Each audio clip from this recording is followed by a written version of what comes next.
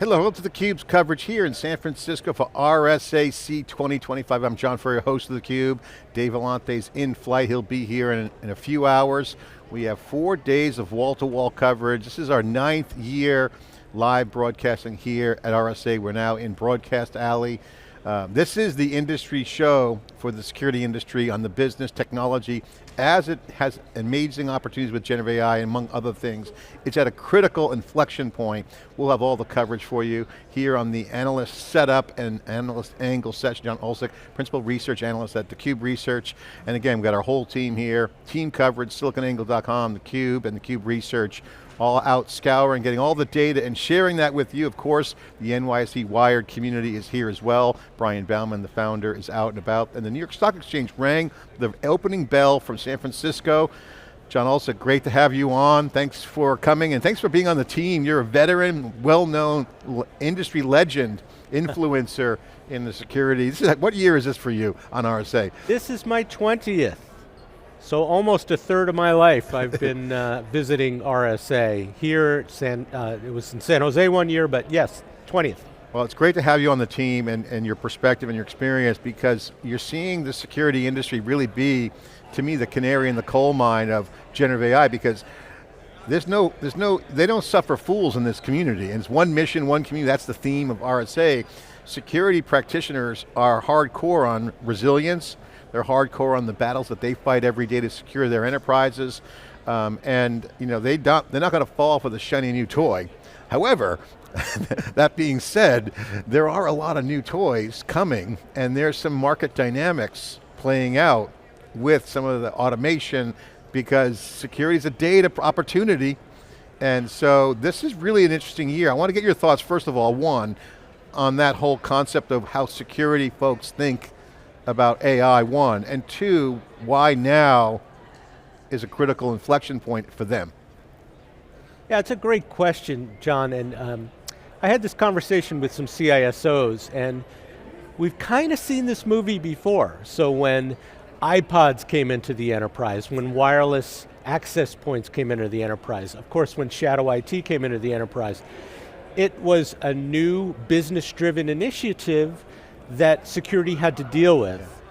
This one's coming on faster and stronger, and it's got probably broader implications, and it provides an opportunity for security.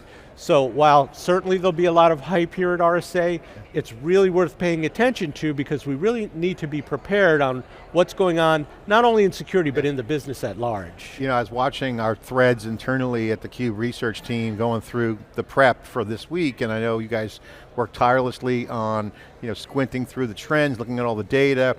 Dave did a breaking analysis, shared some ETR critical data. I thought the survey was on point this year.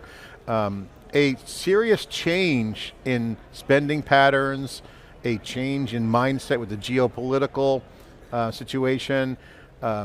Generative AI, it's been documented, we've been covering this, that the threat vectors are increasing. Your comment about new shifts in iPod, wireless, these are new things that have kind of infiltrated the networks and systems. That's right. This has been interesting. So how do you see the big picture? Lay out the market landscape for me. What's actually going on? Is it, the consolidation has been a big story, but that means something's going on under the covers. What's actually happening in the market right now in the security world from your perspective? There are multiple things happening, no surprise. Consolidation's a biggie. So we've got all the platform vendors, so CrowdStrike, Palo Alto, Cisco, Microsoft, Trend Micro, a lot of them. And they're trying to convince customers to go with one throat to choke. Now, that makes a lot of sense, right? And as a CISO, my job is to rationalize my stack every year. So that is going on, but at the same time, there's so much innovation. There are areas like AI, and you're going to need specialization there. So while it's easy to think, okay, we'll just get everything in one platform, common data elements, common data pipelining, common analytics, that makes sense, and it absolutely makes sense for a small company, but for a large enterprise, there are too many things moving, things are moving too fast. So you're going to have both. You're going to have innovation in siloed areas or specific areas, and then you're going to have platformization. At the same time, the financial issues around budgets and the economy, yeah, those are considerations as well. I know Jackie McGuire's here as well, and our other analyst new to the team. You guys have been working together.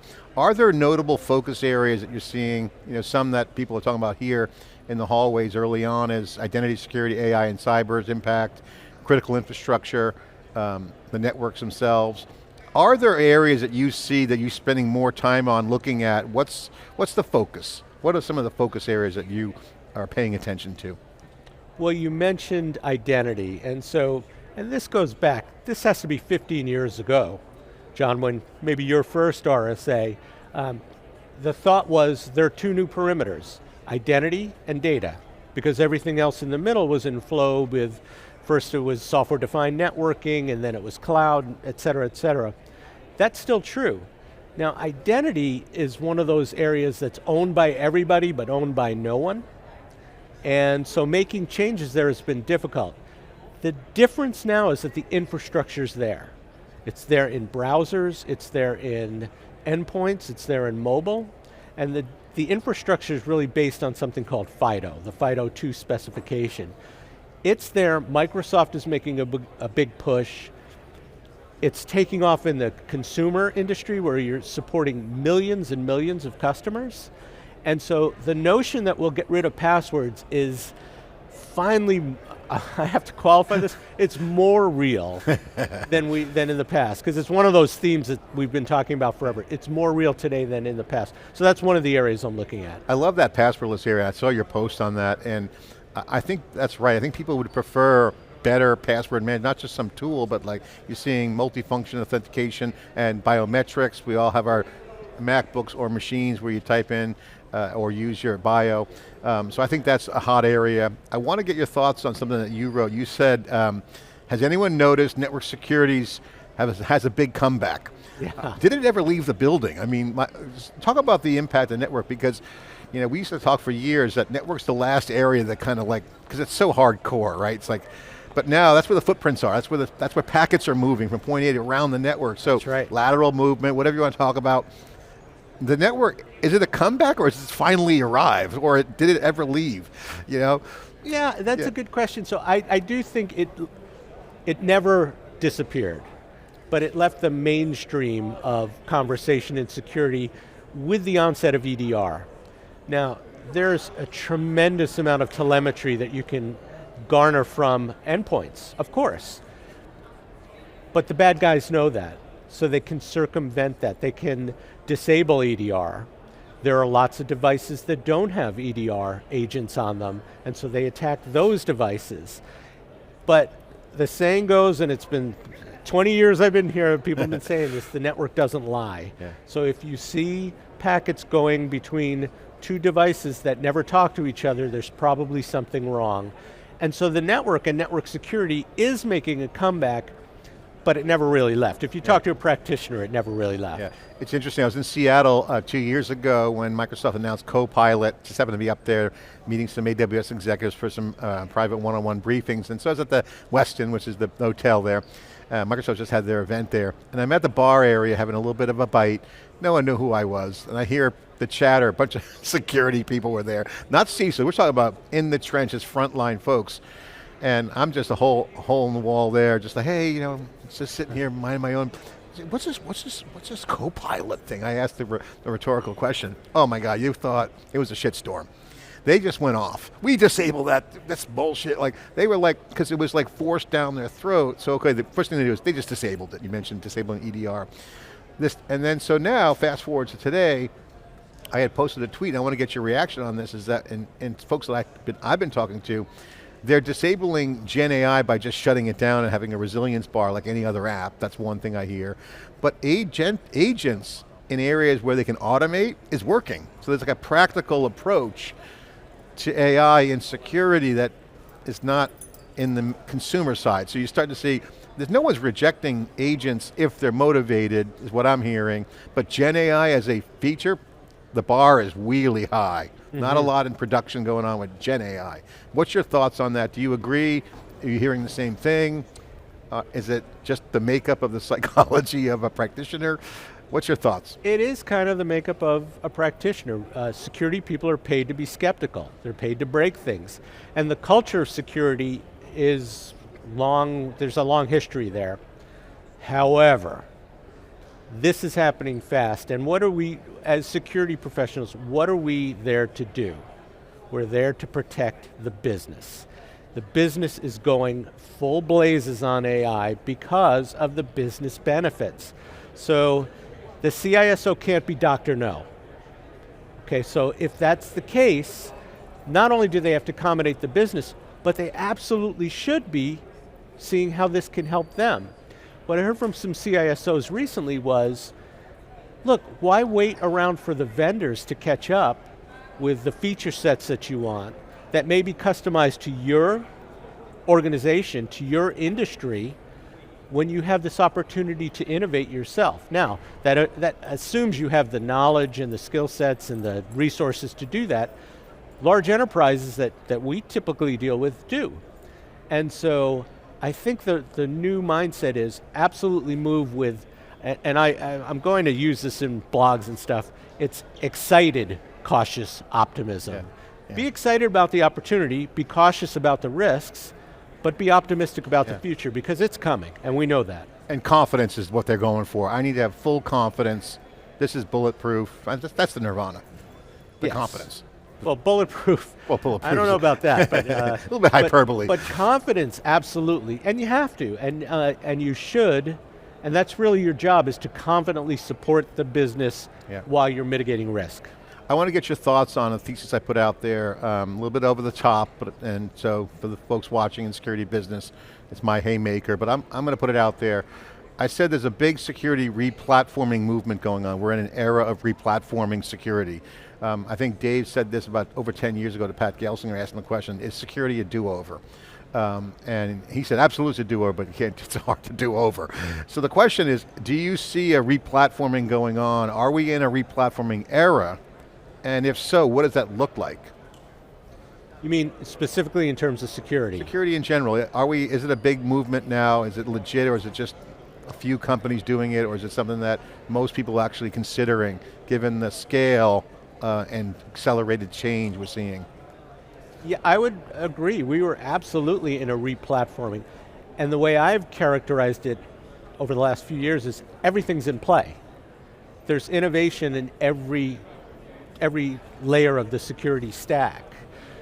So yeah, and it's driven by the scale, it's driven by the diversity of hybrid IT, it's absolutely driven by the applications we're building at a faster pace, and we've talked about AI. Where's the killer app for AI right now? It's in software development. Mm-hmm. So more applications, bigger attack surface, more to secure. So absolutely. Now, the platform vendors do have an advantage there because they've got the sensor network. If you talk about Microsoft or Google, they're in at the application layer. So they do have somewhat of an advantage, but we could get around that with the right connectivity, the right data plane, things like that. Yeah, Dave's got a good narrative. He talked to Palo Alto Networks about best of breed versus platforms, best of breed going away. That's a religious argument in these halls here. Let's get the arm wrestling going. Yeah. All right, I want to do a little lightning round with you because I wrote a fun listicle on LinkedIn. I want to get your thoughts on it. Came from my post I wrote on theCUBE Research. The 10 things driving kind of the RSA this year. And I want to get your reaction to each one. First one, it's kind of a David Letterman, it's not a top 10, but it's a 10. All right. It's 10 list. I'm ready. RSA isn't about shiny objects, it's about survival through simplification. Your thoughts on that? Agree, disagree? Agree, that's part of it. Absolutely, simplify, automate, get more out of technology, get more out of your people, absolutely. Got it, okay. Second one, number 2, cloud security isn't slowing down, it's evolving into multi-cloud, what we call super cloud security. Yes or no, is that happening? Is that a focus or is that just fluff? No, it's a focus, and I mean, Google just bought Wiz for one of those reasons, is exactly what you said. You think Wiz and relationship with AWS will be impacted by that? Oh yeah. Oh yeah. I mean, the alternatives have to evolve, but absolutely, AWS has to respond to that. That deal's not closed yet, so there's going to be some arbitrage around Wiz. That's true. I've Palo got a Alto. little bit of money in my pocket. Let's see if we can make some money. I mean, Wiz really had a great business with AWS. Oh, so I mean, it's an incredible story. we're going to have to watch that closely. So we'll keep on. Number 3, AI hype is high, but agents are where the action is. Agentic AI will be, you won't be able to cross the street here without hearing that term. You're Real? absolutely right. Okay. Complexity, not cost, is the driver behind vendor consolidation. Meaning, I'm not sure who I want to go with. Do I want another tool? Yes and no. Okay. Yes, but not in Microsoft's case. Microsoft plays the cost angle very, very well. Complexity is real, and this is especially true for smaller organizations who either go with platforms or they go with outsourcers. Got it, cool. All right, next one. Security priorities are shifting from identity and endpoint to exposure, posture, and automation. Identity's still a part of that, and if you think of zero trust, it encompasses all of what you just said. Okay, we'll get the zero trust as one coming on the All right, one. Next one. Social engineering is the breach vector everyone is afraid of. Yes, but if you look at the Verizon DBIR, the biggest threat vector was exposures. So vulnerabilities, edge devices. So yeah, they're concerned with social engineering, as they should be, but other things too. Got it, okay. Passwordless is no longer hype, it's happening, you just mentioned that, so I think you agree with that one. I better agree. I look like a hypocrite. No, I think the data on ETR points to that. Absolutely. The data is solid there, that's an easy one. Zero trust is everywhere in theory, but incomplete in practice. It's a journey, it's not a destination. Yep. And that's because of just the breadth of tools and the framework adoption. Is that just brute force? And different access controls, different people that you have to get involved, different regulations, so yeah. It's not going away. No, it's fundamental. It's a fundamental piece of security architecture, and it's still a work in progress. So it's the journey, you mean, it's evolving. Exactly. Got it, okay, cool.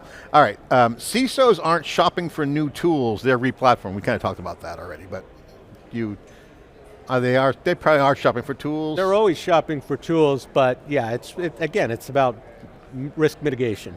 Okay, I think you're going to like this one because I think you wrote about it, I picked up on this. Okay. Watch the MSSPs, they're the bellwether of what's next. Thoughts on that? Explain. Well, to grow their business, they have to scale. To scale, they have to automate, because you can't just hire an army of people. You need cloud scale applications. You'll probably be much more on the cutting edge with AI, so absolutely, watch what they do, and they may be out innovating the platform guys. Yeah, I love that insight. I think that one was, of all the things I read over the weekend, I think that was very much nuanced, but on point. That was really well done. All right, big picture as we kind of wrap up and kind of look at the show. As you look at cloud security and on-prem, I was just getting my badge, got stopped a bunch of times. Hey, love theCUBE, and as a practitioner, really love the narrative about on-prem. They've been watching some of our coverage. You actually watch it on the plane.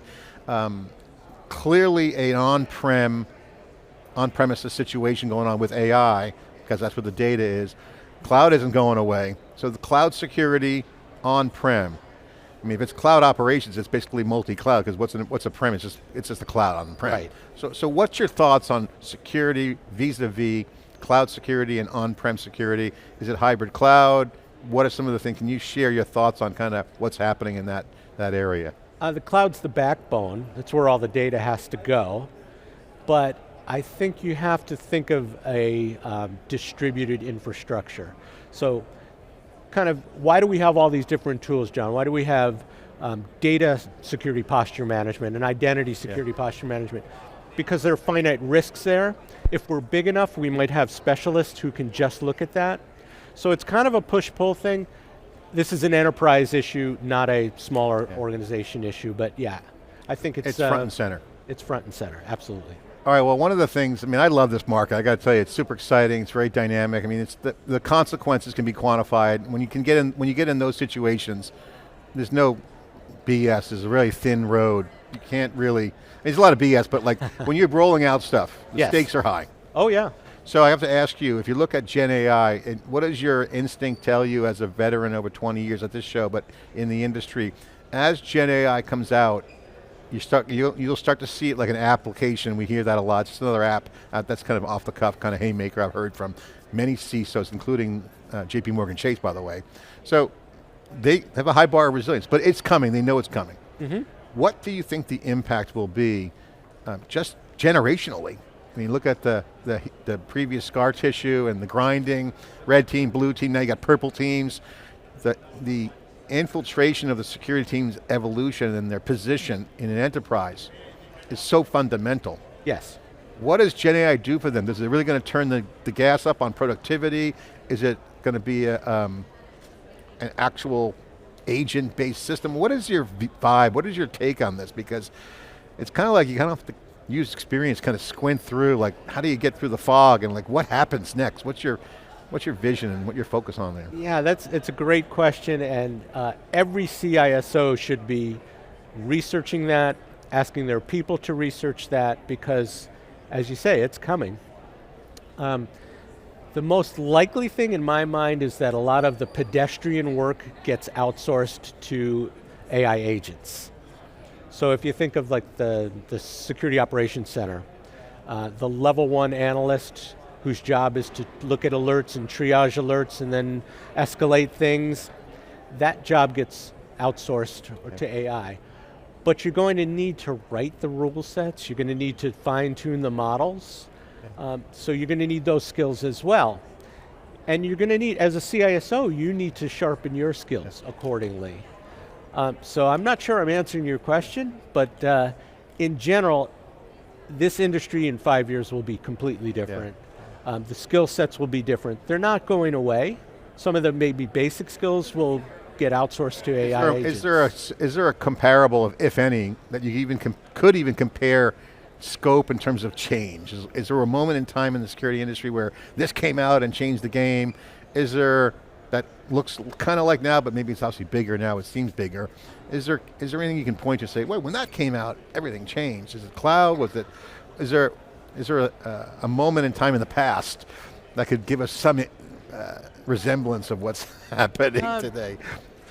Well, there are lots of different moments where new and interesting technologies came out, but the thing, and IBM used to say this all the time, is the thing about security is, unlike other areas where you've got the vendors and the users, you've got a third party, and that's the adversaries. And so all of these technologies you have to figure on, well, what are the bad guys going to do with it? And we know they're using it already, and we know that nation states will really use it. So I don't think there's been anything quite to this extent that came out, but we've had different technologies that we either saw used for offensive or defensive purposes. Yeah. I mean, it's escalated the game. I think social engineering is one that the bad guys are definitely leveraging hard right now, seeing great. Yes, and AI helps. AI helps them. All right, final question for you, because this is more of a kind of a big picture. One of the things I've been asking at these different CUBE conferences with security practitioners and experts is, okay, we've seen the ways of innovation in this trend cycle. Lean startup, agile, mechanism, software, and there's a lot of playbooks and now compliance and security. But it's always been kind of a craft business where like the human, how do I win? It's like chess. The computers help the grandmaster. Yeah. And you don't have to be a super grandmaster. You can be like somewhat a grandmaster, but the computer can help you be super grandmaster. The craft and security right now seems to be a top skill set. What is your thoughts on that? You have an opinion or thoughts on how, as we get into the mechanisms, where agents could be great, fill out the paperwork, do the grunt work for me, do the toil, undifferentiated heavy lifting. That might free up the craft. Yes. Does that change the makeup, or does that accelerate? What's your thoughts on the craft behind security and winning? I think you're right. I think the opportunity is specialization in security. So you come out, you get a CISSP certification after 5 years. That's a general purpose type of thing. I think if I'm a security professional, and what I advise people and what others that I know do, is what do you want to do? Where's your career going? And start plotting that out a lot more carefully than in the past. Security people tend to be enamored with the technology, and they often don't think about their career. I think AI is a force multiplier to make them do that. And if you do that as a security professional, you can really thrive. I think there'll be incredible opportunities, and we know about the general skill set shortage. If you don't do that, you might get caught in kind of a no man's land, which is not where to be, of course. All right, well, got RSA 4 days. They had kicked it off today with the NYSE opening bell. Shout out to the NYSE, Lynn Martin and the team. Great stuff. 20 years, you've fished this pond dry many times, so I have to ask you, what are you going to look at? What's going to be your plans? You got the sandbox, you got the forums, you got the executive programs, you got Jackie here, you got the whole team from the research side here, you got the SiliconANGLE media coverage, we'll get all the news on siliconangle.com, but theCUBE research. What is your approach this year? Given that you kind of know where the fish are, as they say, what's the focus, what's the plan? How do you attack RSA? It's a monster show. Sometimes stories don't get the visibility they do. You got to go hunt those stories down, that get those puzzle pieces. What's the strategy that you guys are taking in the research team? I think you hear the buzz in the hallways. So I would say I don't pay much attention to the keynotes because those are paid for gigs. There's a lot of rhetoric there. You really get the stories in the informal, in the hallways and the dinners and the breakfasts, I guess. But what I try to do is I talk to the practitioners, John. Yeah. So I mean, I can get the vendor pitch. You can go online and get the vendor pitch. But if you talk to practitioners, where are they struggling? What are they looking for? What are their concerns with AI? Where are they with AI? That's what every RSA, not the early ones where I was still kind of learning, but the last few years, what are the CISOs saying? How can I talk to them and what can I get out of it? Well, John, thanks for deep diving and unpacking some of the issues we're going to face this week. We'll be trying to ask the questions. Thanks for coming on, you and Jackie McGuire. The whole team is here from theCUBE. Dave Vellante will be here soon. Thanks for kicking off the Analyst Angle, and again, great to have you on again. Your experience and leadership has got a huge audience out there. Thank you. My pleasure, John, my pleasure. Okay, I'm John Furrier with Dave Vellante, John Oltsik, Jackie McGuire, the whole CUBE team, of course, with the SiliconANGLE writers here. They're getting all the news, rolling that out on SiliconANGLE. Check out theCUBE research.com for all the analyst angles. We'll be right back after this short break.